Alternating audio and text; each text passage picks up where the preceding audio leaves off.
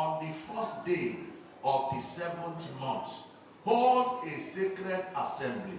And tell somebody, this is a sacred assembly. And do no regular work. So after today, go and rest. Don't go to work.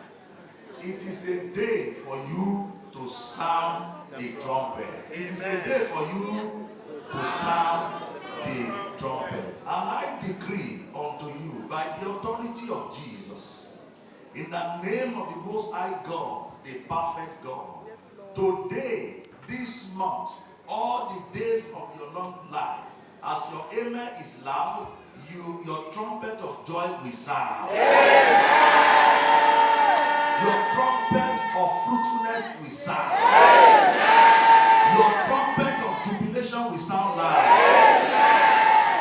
The trumpet of disgrace on your enemies, upon your problems will sound. Your trumpet of glory will sound.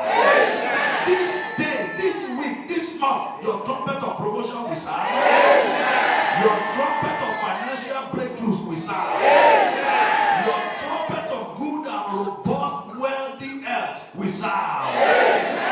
Your trumpet of thank you, Jesus, for your miracle will sound. Your trumpet of healing and deliverance will sound loud and clear.